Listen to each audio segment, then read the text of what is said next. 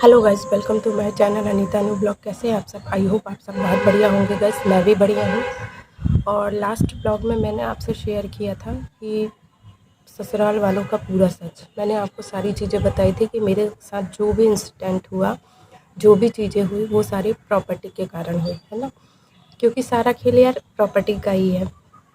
जितने मैं दिन वहाँ रही, जो अभी तक मैं वॉच कर रही हूँ जो मेरे साथ हो रहा, वो मुझे समझ में आ गया था। वहाँ रहते ही मेरे को काफ़ी चीज़ें समझ में आ गई थी। तो काफ़ी लोग क्वेश्चन उठाते हैं कि एक चीज़ और भी होती कि मतलब जब मेरी जेठानी और हस्बैंड का ऐसा था, पूरा ससुराल वालों का सपोर्ट था, तो उन्होंने शादी ही क्यों किया, आपसे शादी क्यों किया। तो देखिए, आपका क्वेश्चन सही है। मैं भी बहुत दिन इन चीज़ों से परेशान रही। मैं भी बहुत बार मतलब अपने मन में मेरे में बहुत सवाल आते थे कि ऐसा था तो मेरे से शादी ही क्यों किया, मेरी लाइफ क्यों बर्बाद किया। और मेरी लाइफ तो बर्बाद किया, फिर बच्चे के लिए प्रेशराइज़ किया, तो बच्चे की भी लाइफ बर्बाद करने पे तुले हुए हैं ये लोग।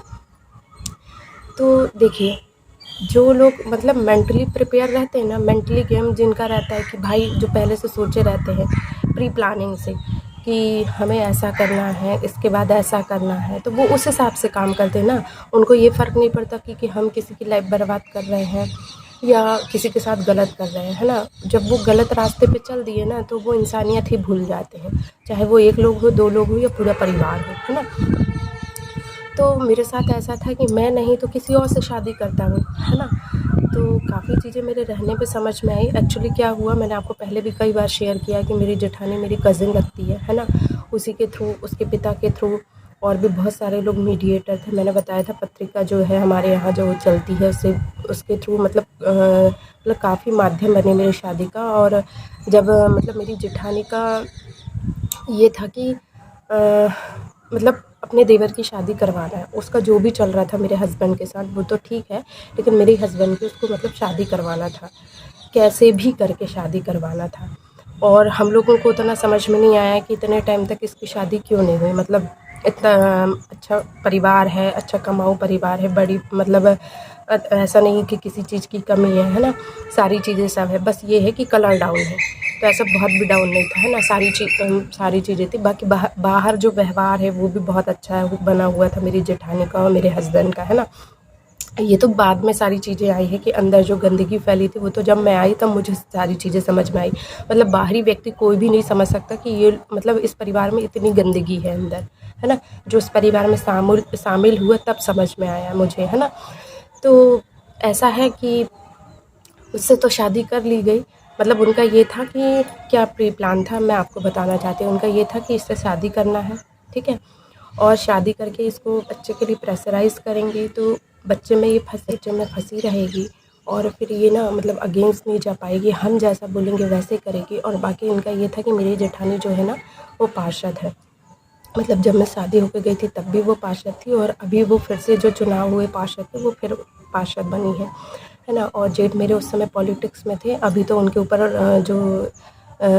मतलब पाक्सो एक्ट, रेप केस वगैरह जो भी चला है, मुझे अब मैं ज़्यादा उस फैमिली से कोई कांटेक्ट नहीं रखती हूँ, क्योंकि रखने का भी कोई मतलब नहीं है। तो उसके बाद से उनको भी जो भी केस चला था उनके ऊपर, और अभी चल भी रहा है, उनकी भी पेशियाँ होती रहती हैं, मुझे पता है। और मेरे को उनसे ज़्यादा कोई मतलब नहीं है, लेकिन उस समय मतलब वो भी पॉलिटिक्स में थे, लेकिन सब रैली वैली निकली थी और उनको भी उस पद से निष्कासित कर दिया गया था। और उसके बाद क्या हुआ कि मेरे हस्बैंड से मेरी शादी का मकसद यही था कि घर में एक फ्री की काम वाली मिल जाएगी, जो झाड़ू पोछा बर्तन सब करेगी, और बाकी हमको उससे कोई लेना देना नहीं है। और अगर ज़्यादा उसने चूचा करी तो उसके पास क्या है, एक बच्चा है, उसकी ज़िम्मेदारी कौन लेगा, है ना। तो इन चीज़ों से हम उसे डरा धमका के रखेंगे, और फिर हम जैसे रखना चाहते हैं वैसा रखेंगे। क्योंकि मेरे हस्बैंड ने मेरे से साफ बोल दिया था कि मैं नहीं सुधरूँगा, मैं जैसा हूँ वैसे ही रहूँगा, तुम्हें ऐसे में रहना रहो, नहीं तो जाओ। उसको ये था कि मैं नहीं जाऊँगी, मतलब मैं मजबूरी में, क्योंकि मेरे पास ना जॉब है ना कुछ है, तो मैं मजबूरी में वहाँ पड़ी रहूँगी। और मेरी जेठानी का पता क्या था कि जब मेरी शादी हो गई, और उसने ये नहीं सोचा था कि मैं ये चीज़ें बर्दाश्त नहीं करूँगी। स्वाभाविक सी बात है, कोई भी बीवी हो, चाहे अमीर घर की हो चाहे गरीब घर की हो, कोई भी लड़की हो, वो अपने हस्बैंड की ये चीज़ों को तो कभी बर्दाश्त नहीं करेगी। एक घड़ी वो ये बर्दाश्त कर सकती है कि उसके सास ससुर अच्छे नहीं हैं, ननंदे अच्छी नहीं है, जेठ जेठानी अच्छे नहीं, ठीक है, वो वहाँ तक एडजस्ट कर लेगी। लेकिन उसका ही पति उसका अपना नहीं है, ये कोई भी बर्दाश्त नहीं करेगा। लेकिन मेरी जेठानी का क्या था, मुझे ना मेरी शादी के बाद जब लड़ाइयाँ होती थी, मैं सारी चीज़ें सबके सामने रखती थी, तो कोई भी मेरा यकीन नहीं करता था। मतलब वो यकीन नहीं करने का भी एक मकसद था कि सबको सब कुछ पहले से पता था, सिर्फ मुझे ही बेवकूफ़ बनाया जा रहा था कि हमको कुछ नहीं पता है, और उसमें भी हमें मेरे ऊपर ही ब्लेम किया जा रहा था कि तुम सब करती हो, ऐसा करती हो, वैसा करती हो। तब तो वो सारी चीज़ें ओपन हो चुकी है, प्रूफ़ दिखाने के बाद भी जब कोई नहीं मान रहा है, तो वो तो सबके सामने ओपनली आ गया है कि ये लोग सारे लोग ही उस चीज़ में शामिल हैं। हम दूसरी चीज़ ये है कि जब मेरी मतलब इस बीच में लड़ाइयाँ होती थी, मैं सारिका को भी बहुत बार समझा चुकी थी, लेकिन वो मेरे हस्बैंड से दूर नहीं होती थी। साफ़ कह देती थी, नहीं मैं अपने रिश्ता नहीं इससे वो करूँगी, तेरे लिए मैं अपना रिश्ते ख़राब नहीं करूँगी, फलाना ढिमका जो भी चलता था इनका। तो फिर उसके बाद ऐसा हुआ कि ये ना मुझे ताने मारने लगे, क्योंकि उसके बाद जब चीज़ें बर्दाश्त के बाहर हो गई, मेरे ससुराल वाले कोई भी मेरा सपोर्ट नहीं कर रहे थे, तो मुझे अपने मायके में ये चीज़ें रखनी पड़ी अपने माँ बाप के पास। मैंने उनको सारी चीज़ें बताई, तो उन्होंने भी मतलब बहुत सारी चीज़ें बोला, मेरे ससुराल में आके बैठ के बात करी। ऐसा नहीं कि कोई चिल्ला के या हंगामा करके या किसी को टारगेट करके, नहीं, उन्होंने समझाया। मेरे पिता ने मतलब मेरे ससुर से, सास ससुर से साफ-साफ ये बोला कि ठीक है, मेरी बेटी मतलब जो बोल रही है, हम भी नहीं चाहते कि वो चीज़ें सही हों, लेकिन अगर वो ऐसा बोल रही है तो आप उस पे ध्यान दो ना कि क्यों ऐसा बोल रही है। उसके दिमाग में ये चीज़ें आ रही है तो क्यों आ रही हैं? हम भी नहीं चाहते, बोले कोई माँ-बाप नहीं चाहता कि जैसा वो सोच रही है, अगर आपको लोग लगता है कि शक कर रही है तो क्यों कर रही है? आप उनकी चीज़ों पे भी वॉच करो ना, आप एक ही चीज़ को टारगेट करके कि ये ऐसा बोल रही है, ये ऐसा, वो क्यों बोल रही है इस पे भी वॉच करो। लेकिन नहीं, मेरे सास-ससुर तब भी फुली मेरे ऊपर, मतलब उनका शुरू से था कि सारी गलती मेरे ऊपर ही निकालना है कि इसी की गलती है।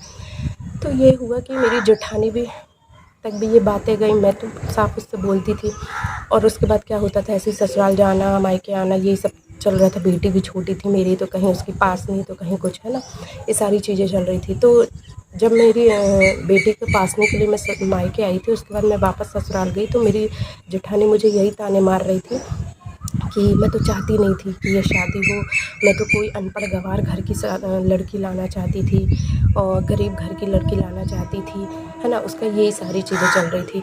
और शादी जबकि उसी ने ही करवाई। भाई जब मैंने वही चीज़ें करी तो फिर शादी क्यों करवाई तूने? और अनपढ़ गँवार घर की लड़की आती ना, मैं तो फिर भी बर्दाश्त कर ली, अनपढ़ गँवार घर की लड़की आती ना, बीच चौराहे पर वो नचाती ना इस औरत को और इसके पूरे ख़ानदान को, मेरे पूरे ससुराल वालों को, कि समझ में आ जाता। पर वो कहते हैं ना कि हमें मिले हैं संस्कार, हमें ऐसे संस्कार नहीं मिले हैं ना कि हम चाहकर भी ऐसे रास्ते पर नहीं जा सकते, है ना, हम उनके जैसे नहीं बन सकते, क्योंकि हमारा मन जो है ना, वो उसके लिए राज़ी ही नहीं होता। हाँ, गुस्सा आता तब लगता है कि ऐसा करना चाहिए था, वैसा करना चाहिए था, लेकिन जो अंदर से, अगर आप ऐसे नहीं है ना, तो आपकी इच्छा नहीं होगी कि जैसा सामने वाले ने आपके साथ किया, आप वही चीज़ें उसके साथ दोहराओ। नहीं, ऐसा नहीं होता, क्योंकि सबके अपने अपने संस्कार होते हैं, उन्हें वैसे संस्कार मिले हैं इसलिए उन्हें वैसा ही अच्छा लगता है। तो कुल मिला के उसका ये था कि अनपढ़ गँवार घर की लड़की आती है। अब मैं पढ़ी लिखी हूँ, तो उसका ये था, उनको मिल नहीं रही थी कोई लड़कियाँ, तो उन्होंने क्या किया कि मुझे फंसा दिया, मेरी फैमिली को गोल-गोल बातों में करके। और एक तो मेरे पिताश्री ने भी, मतलब पापा जी ने कहना चाहिए, मैं उनको पिताश्री भी बोलती हूँ ऐसे-ऐसे। तो क्या कहते हैं, पापा से ऐसा था कि ये मेरे बड़े पापा की लड़की लगती है, मेरी जेठानी। तो उसने अपनी बातों में, मेरे बड़े पापा जो लगते हैं उनने भी, कि मतलब घर में जेठानी जो होगी वो मतलब बहन ही है तो दिक्कत नहीं होगी, नए दूसरे घर में जाएंगे तो अननोन परिवार रहेगा, यहाँ पहचान का रहेगा, ये वो फलाना ढिमका। और उन्होंने जितना बता सकते थे परिवार के बारे में, ससुराल के बारे में, उतना अच्छा बताया, है ना, मतलब उनका यही था। और मतलब जेठानी की दो तरफ़ा बातें चलती थी। एक बात ये कि खुद कहती थी कि उसकी माँ, जेठानी की माँ, वो चाहती थी कि मेरी शादी हो जाए, और जब मेरी शादी हो गई तब कहती कि नहीं, मेरी जेठानी मुझसे कहती कि नहीं, मैं अनपढ़ गँवार घर की लड़की लाना चाहती थी। तो भाई तूने उस समय फिर रिश्ता ही क्यों लेके आई? तू घर में लेके क्यों आई? तूने तो सारी चीज़ें करी, तूने उस समय मना क्यों नहीं करी? और अच्छा था अगर तू मेरी शादी नहीं करवाती तो कम से कम मेरी ज़िंदगी तो बख्श देते भाई, मेरी ज़िंदगी सही रहती। लेकिन नहीं, इनका ये था कि लड़की को तो फंसाना, चाहे मैं होती चाहे कोई और होता, मतलब किसी ना किसी से तो शादी करना था। और एक सीधी लाइन में, एक ही शब्द में, एक सेंटेंस में मैं आपसे बोलना चाहती हूँ, सिर्फ उनको फिर फ्री की नौकरानी चाहिए था, फ्री की नौकरानी। जो घर में झाड़ू पोछा काम करे और पड़ी रहे और मुँह से उफ़ भी ना करे।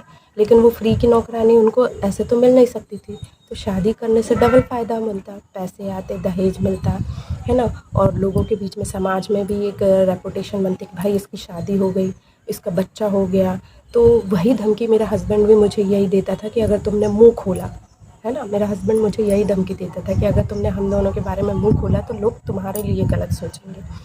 क्योंकि जब मैं ये चीज़ें बोलती थी ना तो मेरे से मेरी सासें, मेरी बहुत सारी सास हैं, मतलब अगल-बगल में जो परिवार है, बड़ी सास, छोटी सास, तो जब ये बातें परिवार में गई ना तो सब मेरे को ये ताना देते थे कि अगर ऐसा है तो तेरे पास ये बच्चा कहाँ से आया। मेरी जो बेटी हुई थी ना तो उनका यही था कि तेरे पास ये बेटी कैसे आ गई। मतलब सारे लोग मुझे यही ताना देते थे। तो मुझे तब समझ में आया कि सोचो कोई इंसान कितने निम्न स्तर तक गिर सकता है कि मतलब आप सोचिए कि उन्होंने अपने फ़ेवर में, अपनी सेफ्टी के लिए क्या प्री प्लान करके रखा था कि मतलब ये बच्चा भी जो है, मेरी बेटी भी जो है, वो मेरे हस्बैंड की प्री प्लानिंग थी। मेरा हस्बैंड का प्री प्लानिंग यही था कि बच्चा पैदा कर देंगे तो ये फंसी रहेगी, हमारे अगेंस्ट नहीं जाएगी, और अगर अगेंस्ट गई भी तो लोग इसकी बातों पर विश्वास नहीं करेंगे। और मेरा हस्बैंड साफ-साफ मुझसे यही कहता था कि तूने मुँह खोली ना तो तेरे कैरेक्टर पे भी सवाल उठेंगे। मतलब कुल मिलाकर आप सोच सकते हैं कि मेरी लाइफ उन लोगों ने क्या बना कर रखे थे, क्या मतलब कुल मिला के ये था कि मैं उनके खिलाफ़ ना जाऊँ। मेरे ससुराल वालों को ये चीज़ आज भी बर्दाश्त नहीं हुई कि मैं उनका सच सामने लेकर आई और मैंने उनके खिलाफ़ केस किया।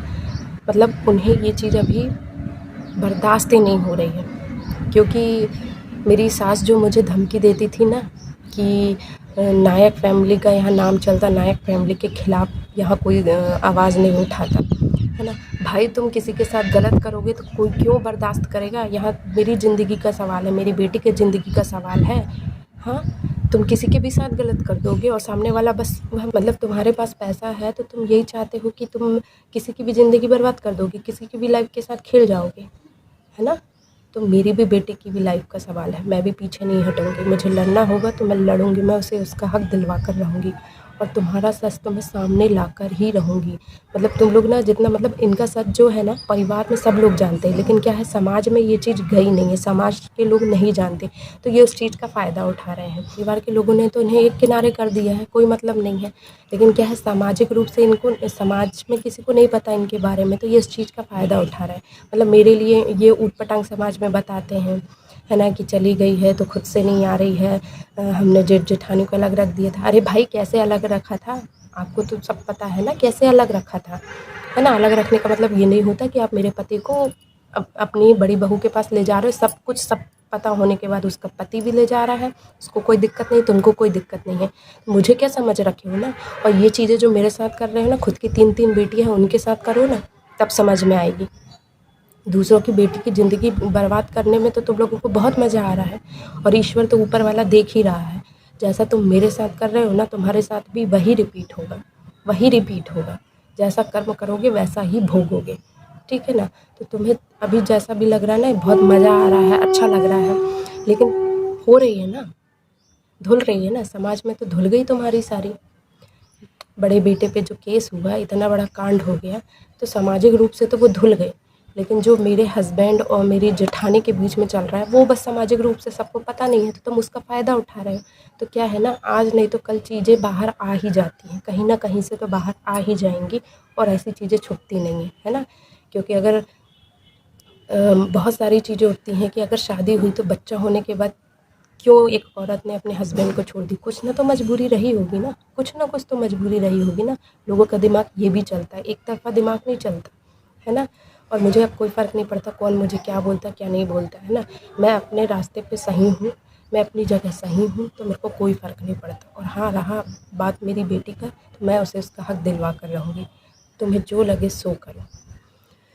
फ़िलहाल इस ब्लॉग में इतना ही, आगे की चीज़ें मैं नेक्स्ट ब्लॉग में शेयर करूँगी गाइस। अभी का ब्लॉग बड़ा हो रहा है, तो मिलते हैं अपने नेक्स्ट ब्लॉग में। तब तक के लिए बाय बाय, खुश रहिए, स्वस्थ रहिए और मस्त रहिए और अपना ख्याल रखिए।